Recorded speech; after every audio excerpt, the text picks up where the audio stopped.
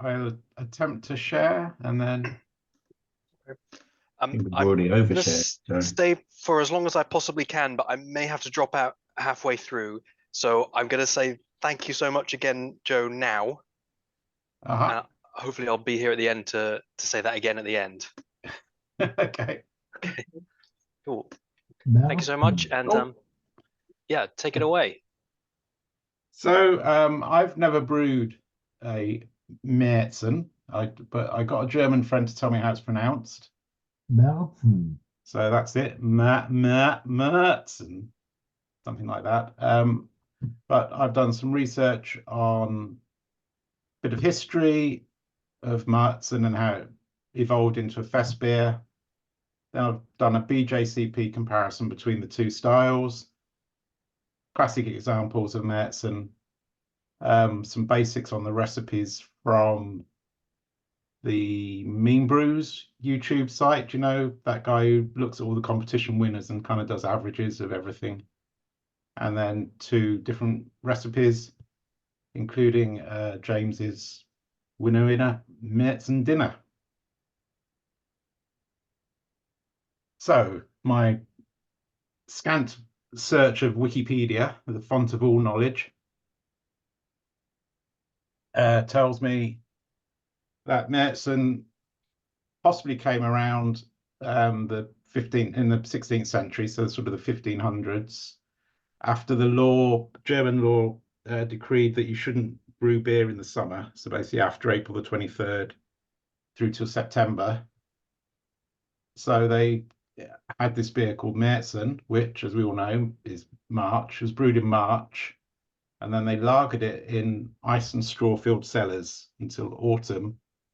And then it started being served at the Oktoberfest when that came around in the mid 18th century, I think. Is it 1811 or something? I think was the first one. The style appears to have evolved quite a bit. So the first ones were dark, full-bodied and bitter, so a bit more like a Dunkelbock than the Märzen that we know today. And it was of a higher ABV as well, so it would last well. Then as kilning advanced, they started getting lighter malts, and so they're able to produce a lighter coloured amber lager, which I think the Spartan Brewery did that for the 1841 Oktoberfest, which is basically they used Munich, but then combined with pale malt. And that became the official Oktoberfest beer in 1872. And then over the years, that has morphed really into the Oktoberfest beer, or the Fest beer as it's known in BJCP. That started in the 1970s with Paulaner. And then, because it's easier to drink, I guess, because it's a bit lighter in taste and body, it completely replaced Märzen as the official Oktoberfest beer style. And then there's a few other countries that have a similar style beer. So you got in the Czech Republic, excuse my pronunciation, Markovny. In Austria, again, you've got March beers, Märzen beers. And in Poland, you've got the Markau as well, which is a March brew beer. All similar styles, but a bit lighter, I think, than a Märzen.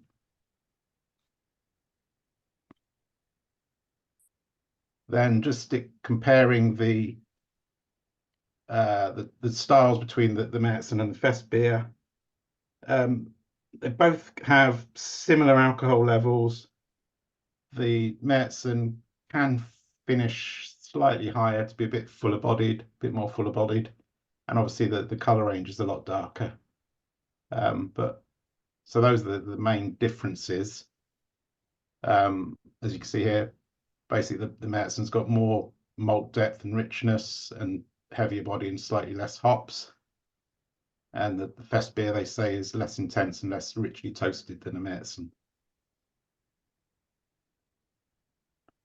I've then got the descriptors.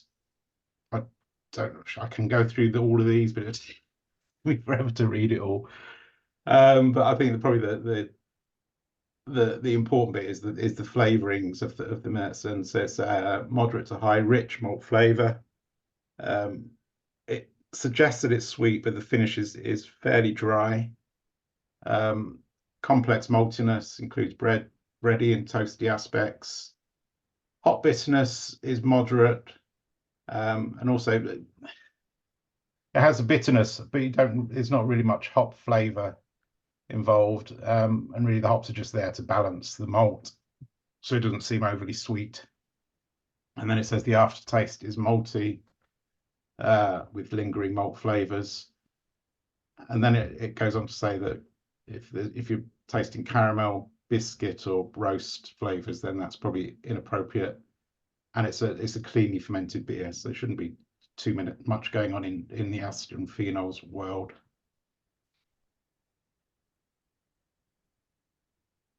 Anybody can pop anything in at any point, because I'm by no means a Märzen expert. This is what I've learned over the last week or two with a bit of internet research. Some classic examples. We've got the Hackerschor Oktoberfest Märzen, Hoffmark, Duwan, Paulina, Saalfelder, and Württemberger are all listed in the BJCP. Who's had anybody had any of these? Wants to pitch in with are they all very similar? I mean, just looking at the pictures, the Paulina looks a good deal lighter in colour than the others, but I'm not too sure whether that's true or not, because it's just I've had the Hackerschor and the Paulina. Yeah, the Paulina's more what you describe as a fest beer, I reckon. Yeah, that's a modern fest beer. yeah. But Paulana do a Märzen as well. I think it's just the wrong picture, that's all. Okay, sorry. Yeah. It's just Yeah. that's the one that was listed in the BJCP guide, was the Paulina Oktoberfest, but maybe there is maybe they're just wrong. It's not unknown, is it? Yeah. So I mean, are they the five similar tasting? I don't know. So I don't think I've ever actually drank one.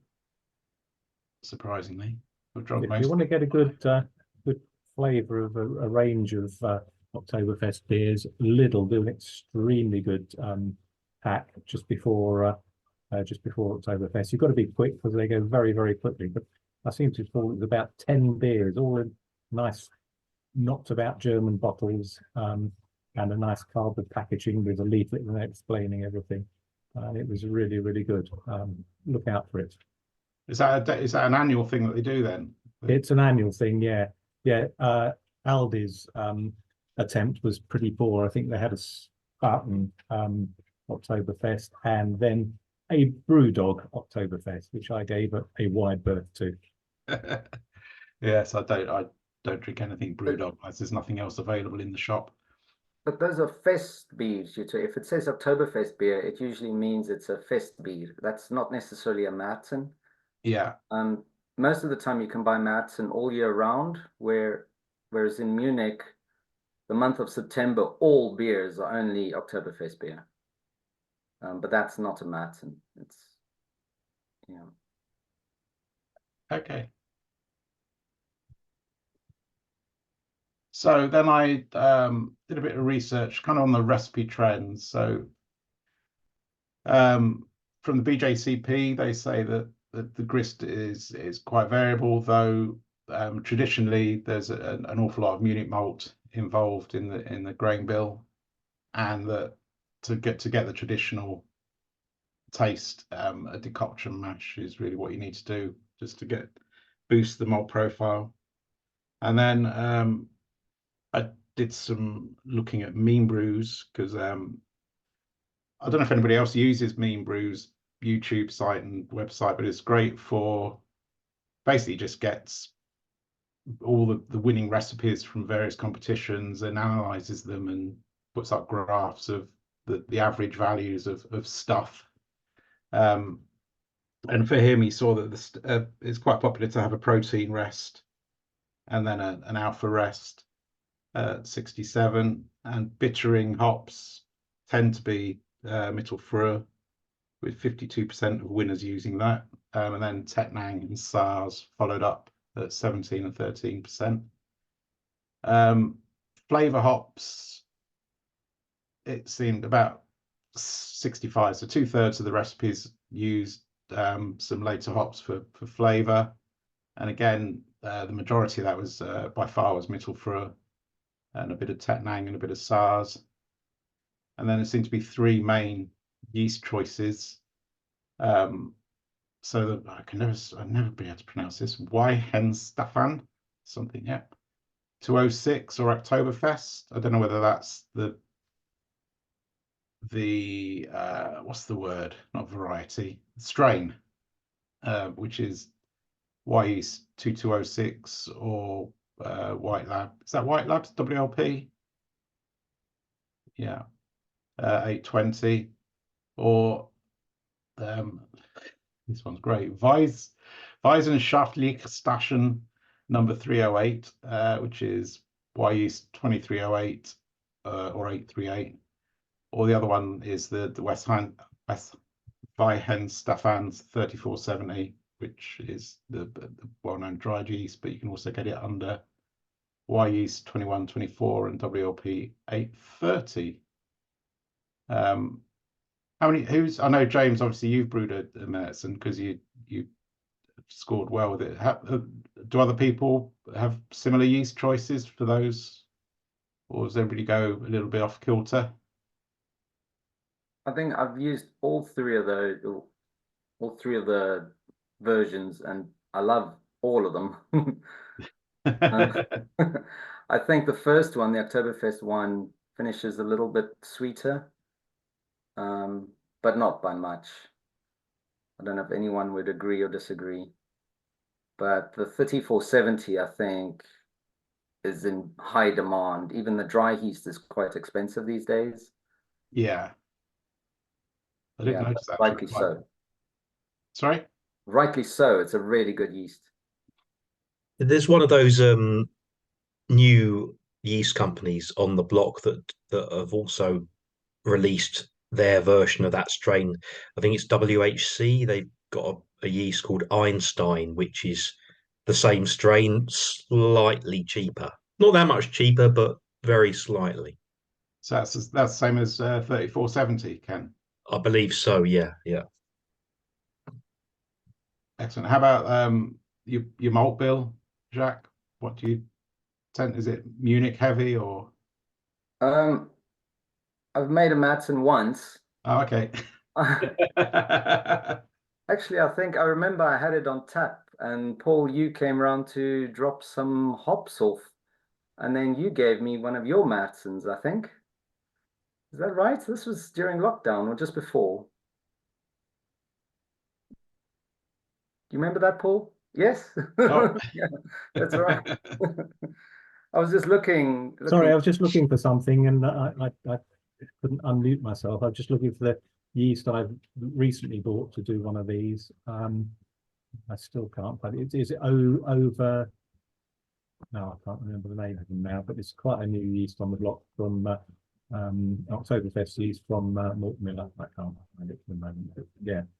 There's also the Oktoberfest blends, which is before I made the I don't know, Joe, are you showing my recipe after this? Yeah, we'll be in a sec. I mean, I didn't use for the one that scored very highly. I didn't actually use that blend because I couldn't get it. I ended up using White Lab's 833, which is the Bock yeast, which I don't really like the character of it, but everyone else did. So, but yeah, there's the Oktoberfest blends, which have, I think, that and probably a drier or a drier tasting yeast in them as well, which are good. Although I think, yeah, I any sort of dryish lager yeast I think works pretty well, as long as it's not like sort of a Czech one that's chucking a ton of diacetyl or an American one with acetaldehyde or something like that. So what's the blend trying to do? Is it that it's blending a malt forward yeast with something that attenuates highly? Yeah, the Bock yeast is it comes across as quite, well, it's very malty, but like a bit sweet. So it has quite a long finish, and so it's yeah, it's not to, as I said, for me, I didn't love it. but so I think the idea is it's just trying to temper that a little bit. Yeah. So I mean, try it and see. It's a very different lager yeast compared to most of the others. So like sort of 3470 and the like, that's very dry and crisp. This is quite different, I think.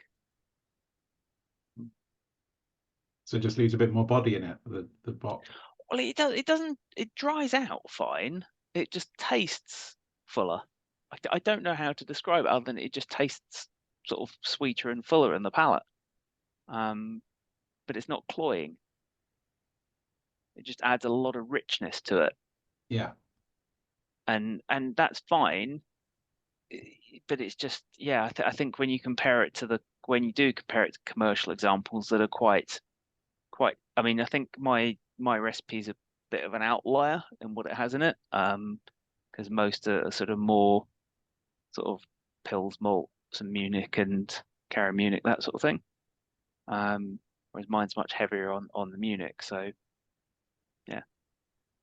Maybe that's probably more traditional in terms to come out a fair bit darker, or Not really, because I mean the commercial ones are kind of, they're darkened up with actually quite often a bit of carafa in them.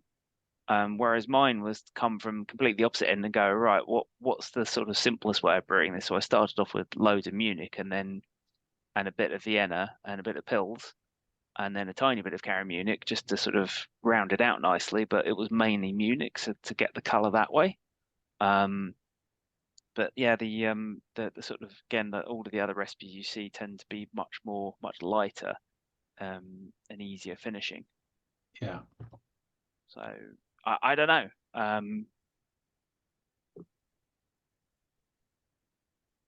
Talking of recipes, let's move on. So the Mean Brew's average of the averages, or the average of the best, or whatever you might want to call it. I think he's got quite a complicated grain bill there. I think that I'll never, unless it's a sort of a stout reporter, I'm not that keen on chucking too many malts at something, but that might be me just always trying to be simple.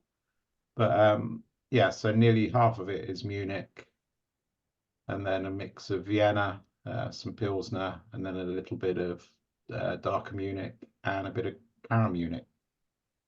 Then the aims for 16 IBU of Mittel. Oh, if I spelled that right. Mittelfrüh in the boil at 66 IBU of sort of flavor hops towards the end of the boil, 15 minutes. This was a 60-minute boil. What I didn't say was the mash steps are pretty much as I described earlier on. So protein rest, and then bumping up to 67 for the main saccharification.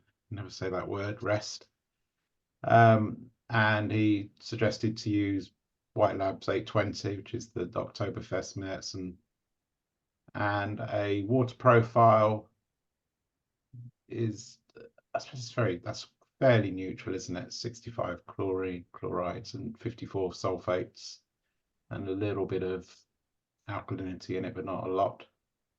And then fermentation, it strangely describes his diacetyl rest as 13 for 2 weeks, whereas I probably described that as being the main fermentation. But and I would have thought you'd have bumped it up a little bit from that towards the end, just to eke out the last few points. But you seem to suggest this, and then obviously a good month or so, but of lagering. But obviously the ideal is getting on for 6 months of lagering as cold as you can get it, I guess.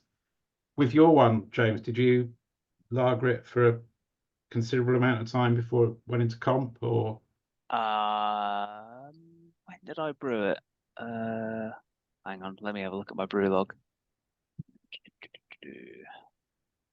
Whilst I'm looking at that, I just also put a link to the 2022 Scottish National Best of Show, which was a Märzen. There's a recipe on Jim's beer kit there, which is Okay. slightly different. Let's see, winner. The right one.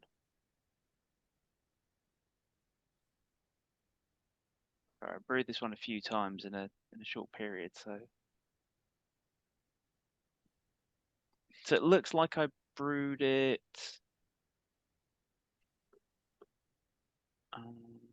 Yeah, I brewed it on 12th of March 2022, and it would have been judged a couple of months later. So, and I think it was kegged on the 26th of March. So I don't have too long a fermentation. Yeah. So only really, yeah, sort of, it was all done in 11 days or so, 11, 12 days. And then I think it was sort of after about 3 weeks lagering, it was pretty much clear. And that wasn't with any, I don't think I used any gelatin or anything in it. It was just pure Protafloc and some Brew Bright.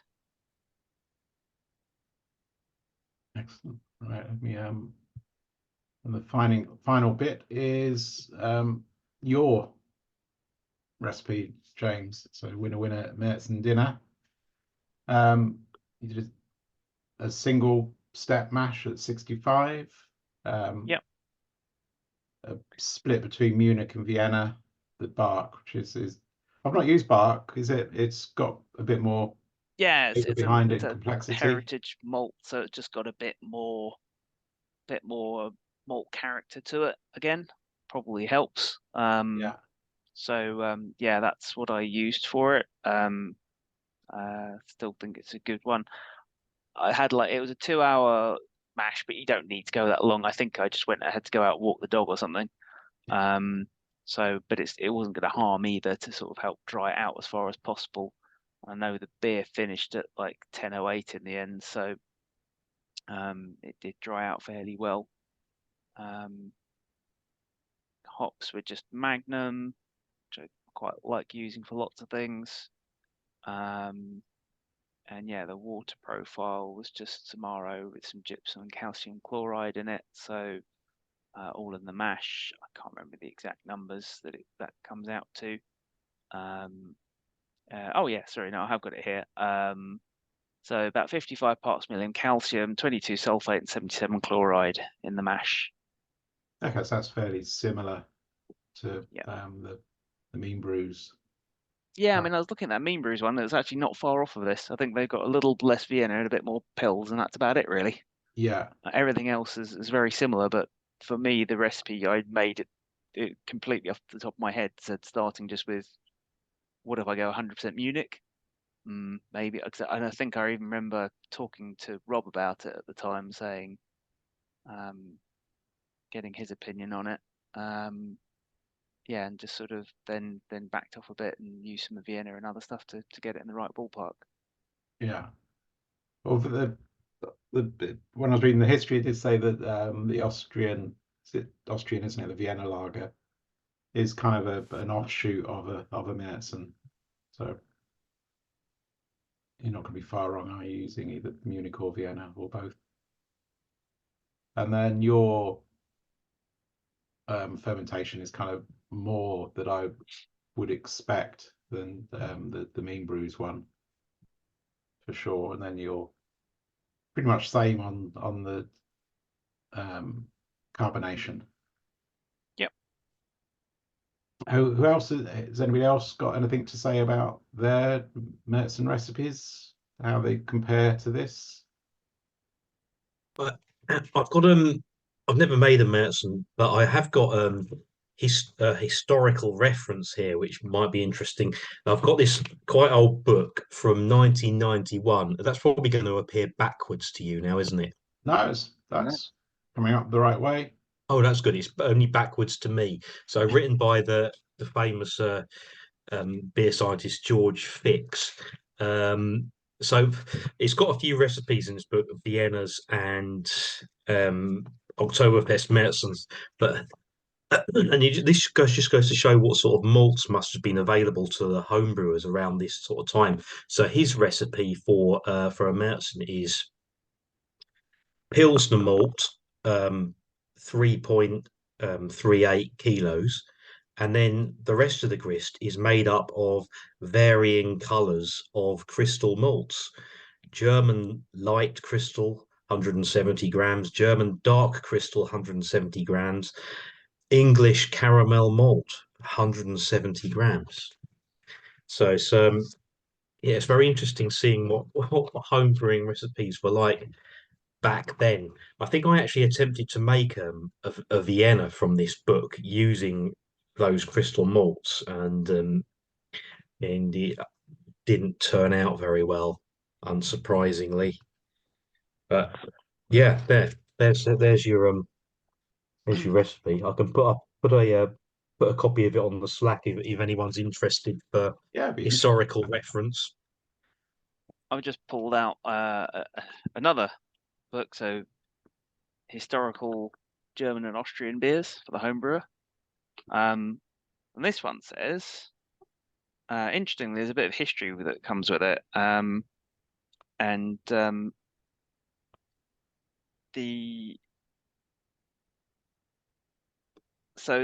was somebody was looking for a beer to sell at his Oktoberfest tent in 1872, and due to an unusually hot summer, most of the summer beer was already gone. And since he didn't want to serve winter beer, he approached a brewer, I think at Franziskaner, and the brewer said that they currently had a stronger beer available, brewed in the Viennese style, and that it should be in prime condition for Oktoberfest. Yeah, and that's kind of where this style perhaps ended up coming from. I don't know. It's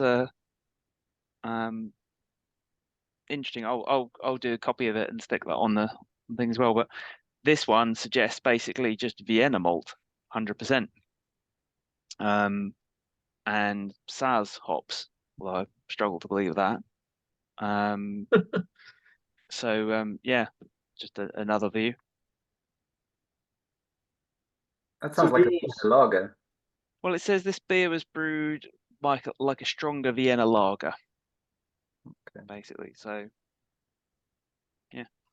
So the Märzen stems from the Vienna rather than the Vienna stemming from the Märzen. Possibly, yes. I also have one in the Modern Homebrew Recipes book as well, where he's got a recipe for both the Märzen sort of traditional Oktoberfest and also a Fest beer next to each other.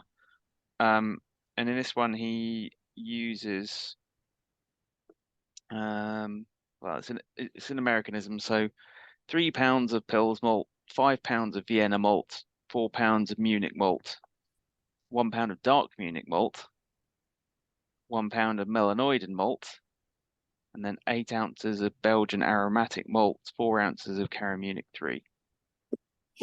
So slightly different again. Sounds quite a complex bill, that, doesn't it? Yeah, but he's an American, so he's gonna make it. Yes, that would have been my comment, is melanoidin malt, because I noticed you didn't decoct in this recipe, but often people add melanoidin, and in the Märzen I made a few years ago, I did add 5% melanoidin. This recipe you just mentioned had a pound of it. Is that right? Sounds like a lot. Sorry, I lost my place now. Because melanoidin malt can be a bit like Munich on steroids. Yeah, it's got a pound of melanoidin. So out of 3, 8, 12, 13, 14, out of 15 pounds of grain. So it's a pound of melanoidin. So 6.5%. But also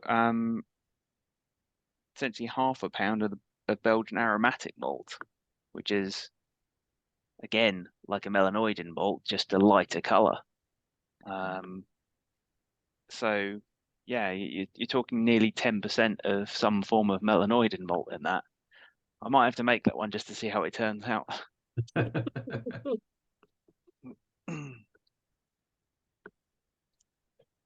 Well, I'll put a copy of that on the Slack as well.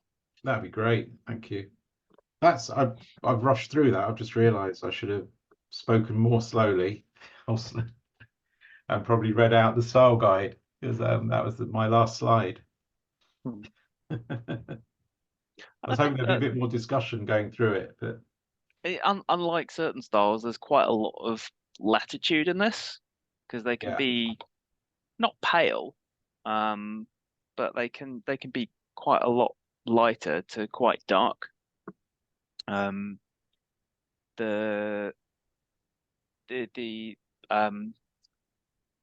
Schlenkerla Rauch beer is their famed one is a Märzen, but it's quite dark. It's very dark, in fact.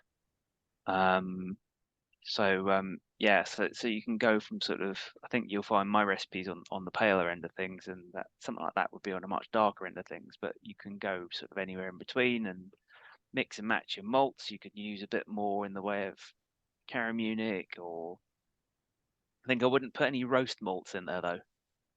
That's the one thing I would definitely avoid. You don't want any roast in there. yeah, they say that would be a fault pretty much Yeah. if you're getting roastiness in it. You could definitely decoct it.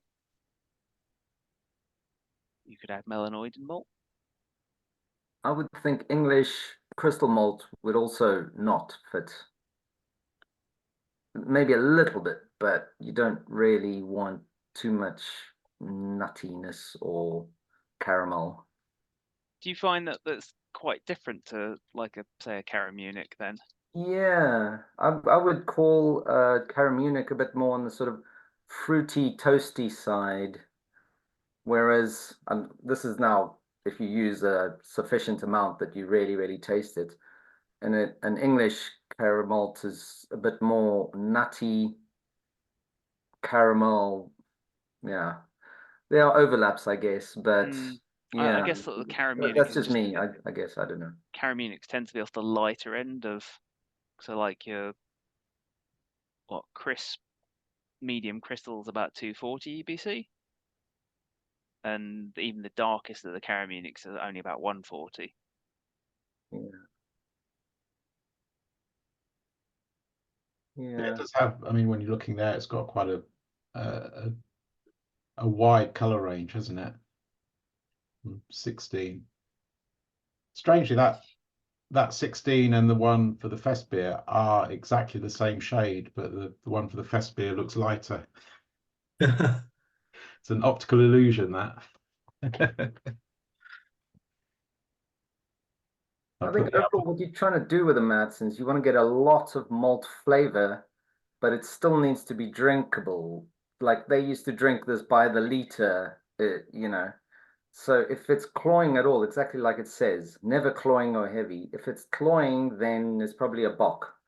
And it's really easy to overdo it, and you're making a bock, not a Märzen. If you underdo it, then you're probably more making a fest beer. I don't know. It's that balance, and that's what makes it a tricky style, I think. Even though there's probably a wide range within that, but yeah.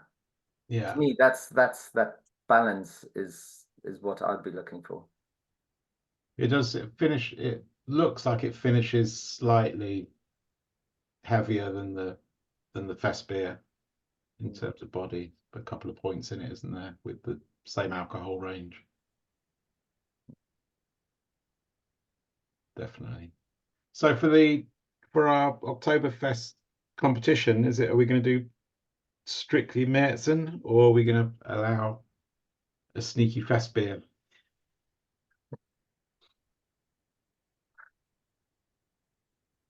And you have to brew it because März actually means March.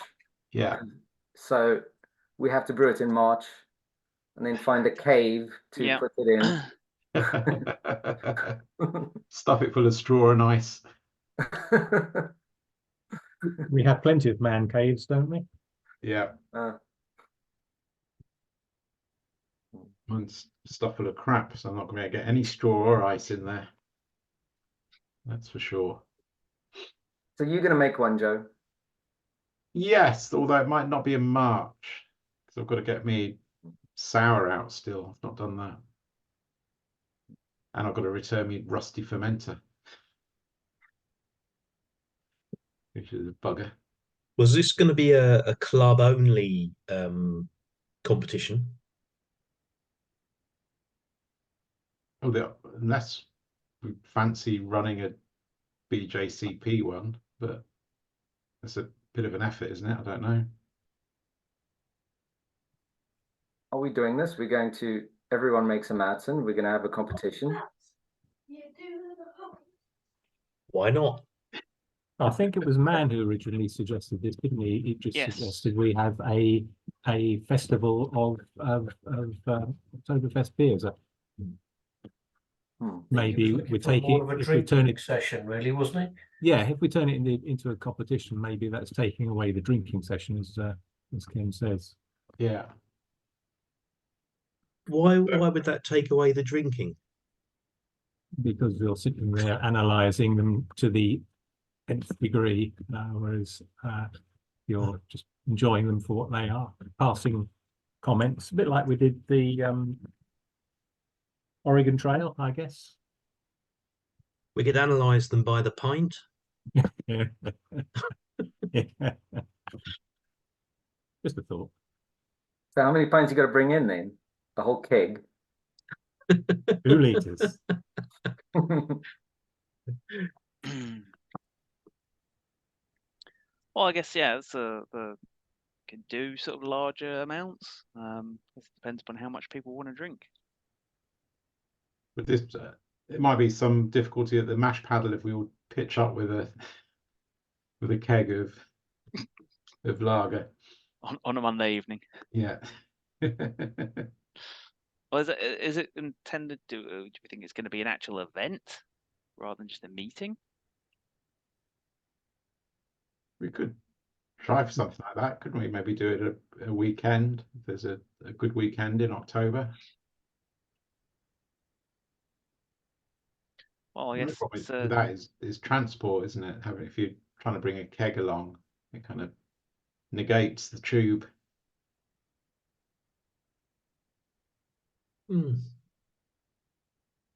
Yeah, you need to get an Uber. Yeah, it's getting very expensive, doesn't it? Exactly. No, Man always manages with his porter's trolley. Yeah. Maybe he's got a source for the supply of those. He's not far from the mash paddle, is he?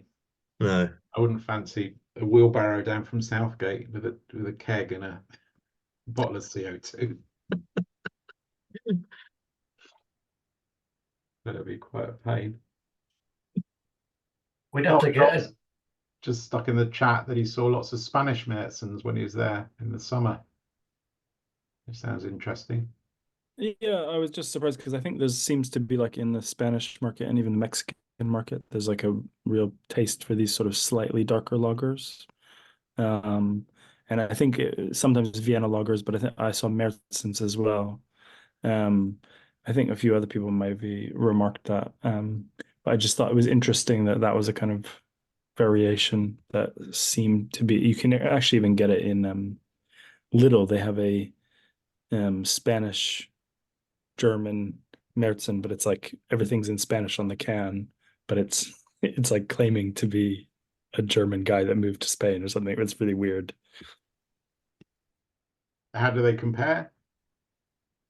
Well, I don't know. I've never been to Oktoberfest, so I don't know what.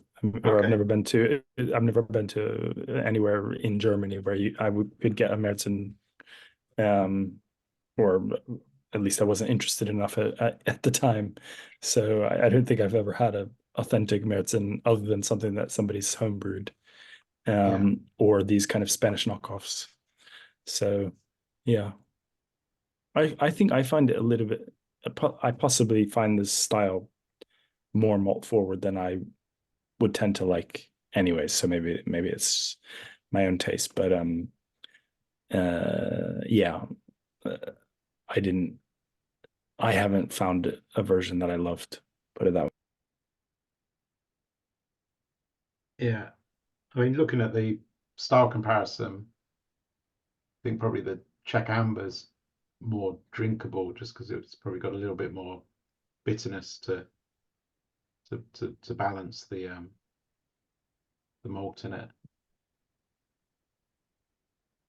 Certainly the one I think we had a Czech amber, or was it a Czech dark when we're doing the BJCP training. That was a gorgeous beer, really nice.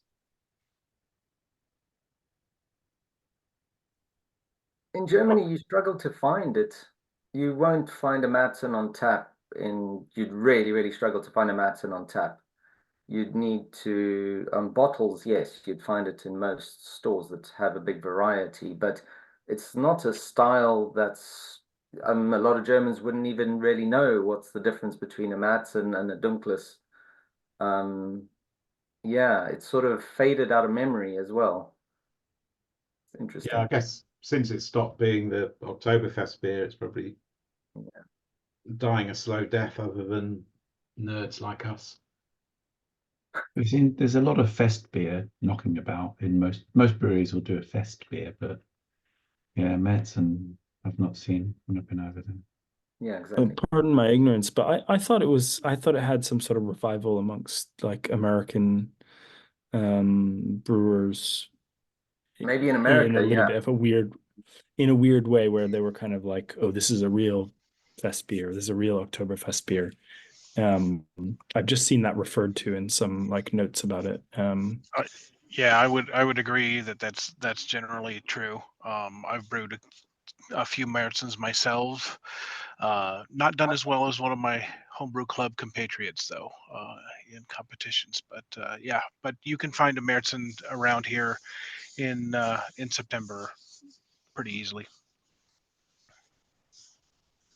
Yeah, I mean, I'd say I probably wouldn't have known much about or known anything about the style, heard about it until either meetings like this or before that through US brewers. Definitely seemed much more popular in the US than certainly known about here. Maybe that's because it's there's probably a feeling that over here you could quite easily get hold of it, whereas in America you're not going to be able to get hold of it at all unless you brew it yourself, basically. So maybe that's where the impetus comes from. So Mark, how does when you brewed it, how did your recipe compare to? Fairly close. I just I pulled it up to take a look, although I'd have to go back and find it again because I closed it out. But yeah, it's a fairly similar recipe there. Yeah, Magnum for bittering and Hallertau for just a touch of each. Munich 2 and Pils. I'm actually working up a recipe to use up some smoked malt that I have, and it's basically going to be a Märzen, but replacing the Pilsner with the smoked malt, but going straight forward with that. So about let's see, I'm sitting at 55%, 45%, about there. Pilsner to Munich 2. Mm-hmm. That sounds nice with a bit of smoked malt in it. Will give it a nice little kick. Yeah. Okay, well, I think that is the. Oh, I could have shown that back to. Never mind. I think that is the end of my little show. So now it's over to discussion.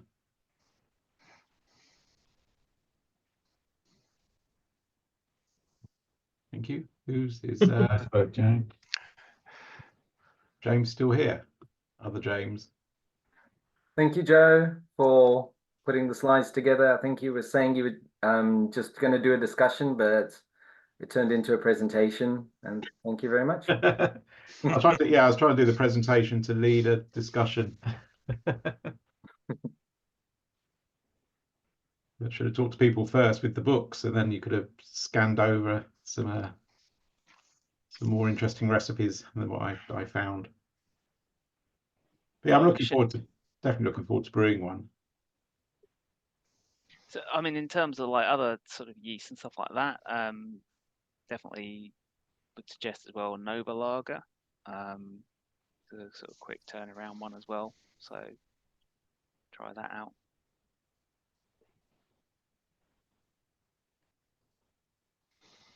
Although it's interesting, like I know you had some of the equivalents of yeasts on there. But I think I've got like, I'm sure I've shown this before, the yeast comparison sheet that somebody's put together, and I'll just put the link to it in the chat. But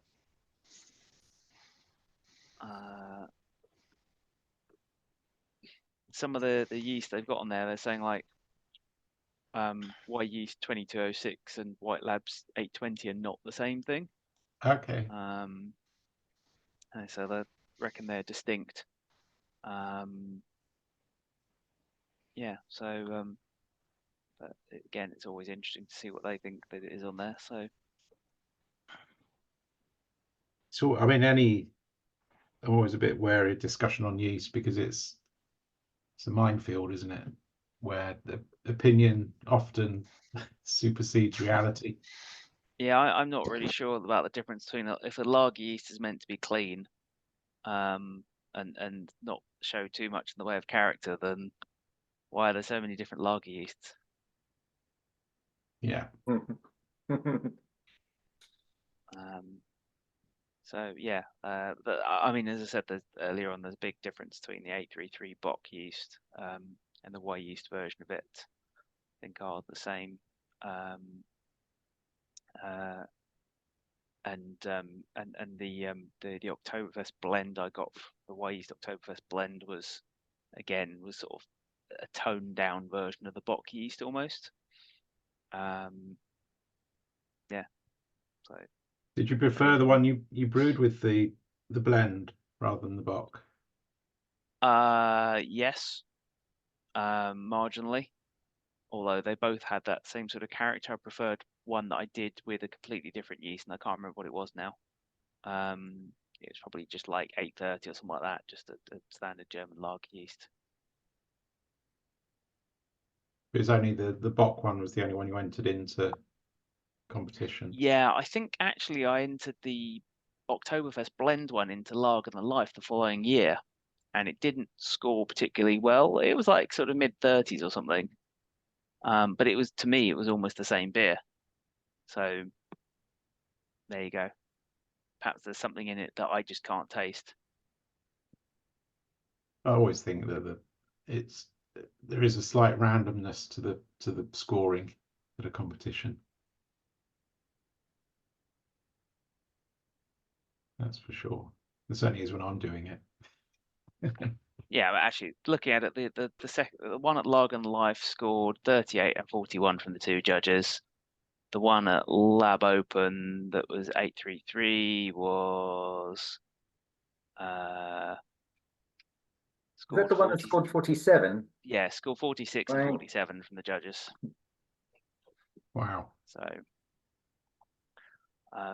yeah, I one was one of those two judges. It was amazing, as I say every time. And the guy that I was judging with, we didn't compare notes until the end, other than when we smelled it at the beginning. We both went, "Oh, wow!" And then that was the only interaction we had, and shared at the end. And we're like, "Shit, I got 47. What? That's mental." And the other guy was like, "Well, I got 46. I know. It was really good." I can verify that. I was the steward. Okay, or maybe there's something that I just don't taste or can't pick up in it, and I just got lucky. I mean, it was the other judge, who I think was a German. Did tick the box saying it was estery. Yes, yeah, he came over, yeah. Yeah, it did mention it was estery, although I really can't read his handwriting at all. So yeah. Where did he drop the 3 points, Steve? He only gave it 9 out of 10 overall. So nobody can brew a perfect beer. Just yeah. It's the Buddhist approach. It dropped 1 on aroma, 1 on flavor, and 1 on overall impression. I do really like it that much. Yeah. I can still taste it, James. Thank you. And Sometimes that's a that bad thing. was, and that was with no decoction, so Yeah. it's not traditional. Well, I think that speaks volumes. You had it was mostly all the Barker pills, wasn't it?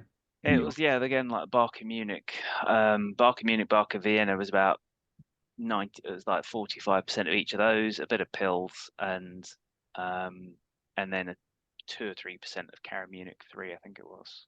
It was incredibly rich and deep, is what my abiding dream of it.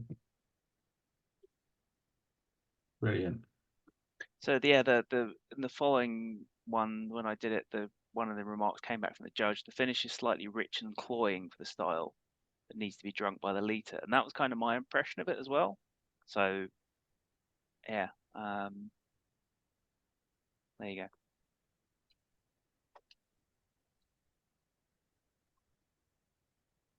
The estery aspect I find interesting because often when you use a lot of Munich malt, it actually does smell fruity and taste fruity, especially the middle palate.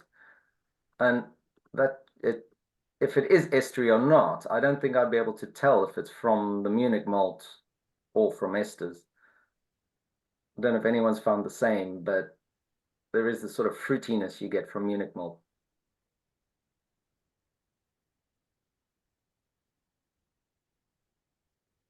So I'm not experienced enough yet to fully understand my malts. I'll just put in what it tells me to and hope.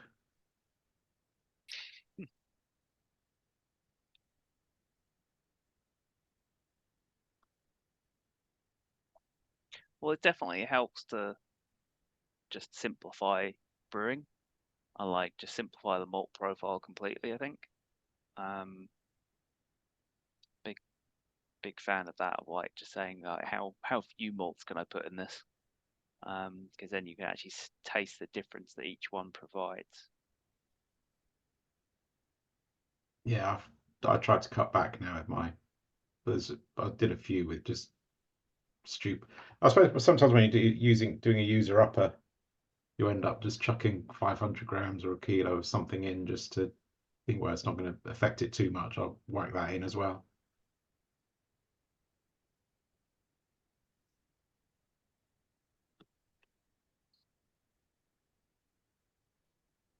So should we take a glass refresh break and pop back to finish stuff off?